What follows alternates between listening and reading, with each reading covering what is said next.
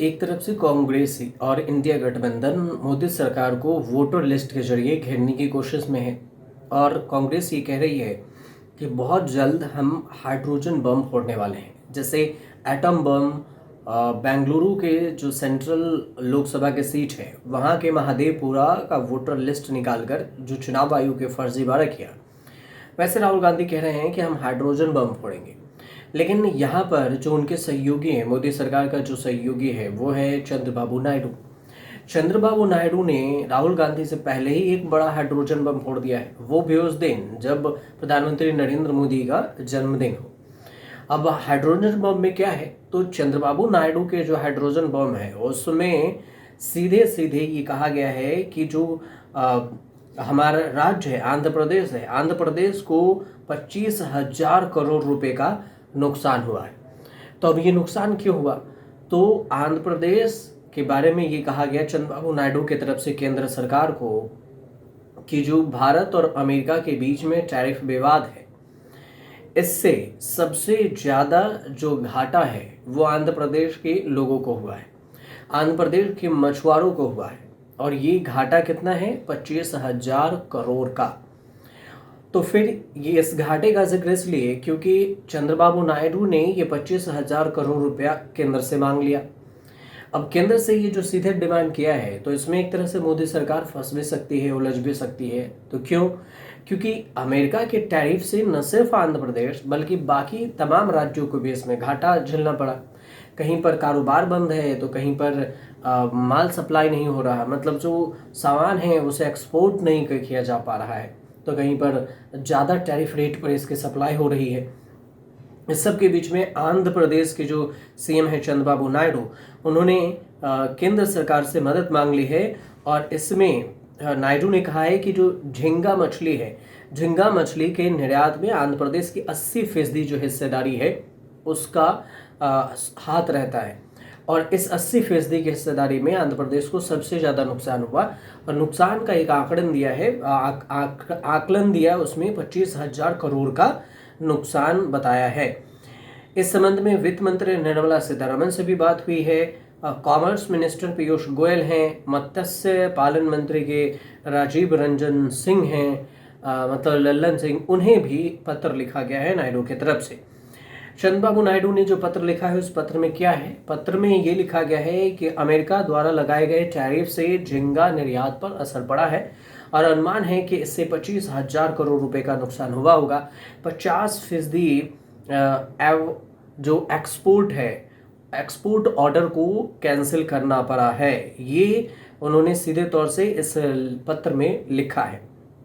जो देश भर में अगर बात करें तो देश के जो झींगा का जो निर्यात है, आंध्र प्रदेश की 80% हिस्सेदारी रही है।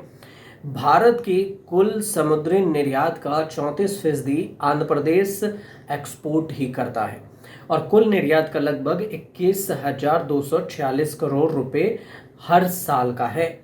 तो राज्य के 2.5 लाख परिवार और 30 लाख से अधिक लोग जलीय कृषि पर निर्भर होते हैं, मतलब कि जल से जो उनको पानी में जो चीज़ें उगती है, जैसे मछली पाया जाए तो मछली, मत्स्य पालन से, तो इससे जो नुकसान हुआ है आंध्र प्रदेश को, इसका ये हिसाब आपको बता रहे हैं।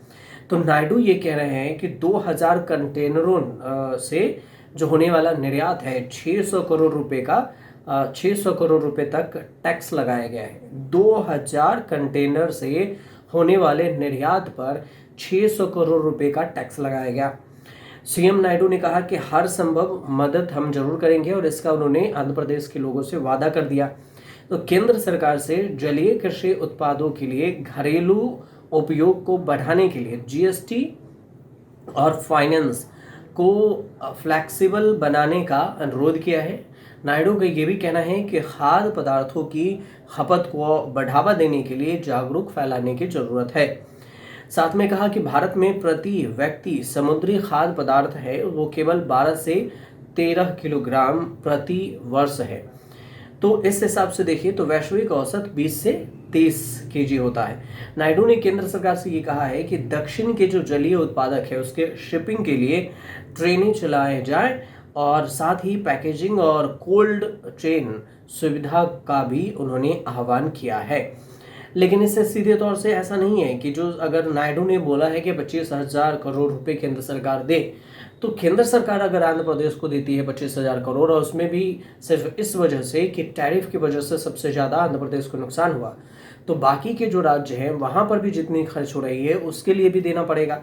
तो ये कहीं ना कहीं एक नया विवाद जो केंद्र सरकार को है वो झेलना पड़ सकता है, क्योंकि इसमें ये भी देखना पड़ेगा कि जो वेलिंग ड्यूटी है उसमें 5.7% है अमेरिका ने जो दिया है, और 3.91% है उसमें एडिंग इसमें लगा दिया गया है, एडिंग ड्यूटी भी लगाई गई है। तो कुल मिलाकर अमेरिकी टैक्स अब 59.72% पहुंच गया है, 50% से ज़्यादा हो गया। अब इसे 60 के अराउंड में मान सकते हैं। तो 59% ये पूरा का पूरा जो टैक्स है वो एक्सपोर्ट में टैक्स वो पहुंच गया, और इसी को लेकर एक नया विवाद भी खड़ा है और एक नई डिमांड है जिसमें मोदी सरकार फंसती भी नजर आ रही है। लेकिन इसका उपाय क्या होगा, कैसे निकलेगा, ये केंद्र सरकार की तरफ से अभी कुछ सीधे तौर से तो आधिकारिक बयान सामने नहीं आए। अगर कुछ अपडेट आएगा तो हम आपको ज़रूर बताएंगे। लेकिन मछुआरों के लिए जो 25,000 करोड़ रुपए के डिमांड है, ये भी एक तरह से एक बहुत बड़ा डिमांड कर दिया गया है चिट्ठी के जरिए चंद्रबाबू नायडू ने केंद्र सरकार से। यही पूरी कहानी थी। आपको सही लगे तो हमारे चैनल से जुड़िए, सब्सक्राइब कीजिए, शेयर कीजिए, कमेंट जरूर कीजिएगा।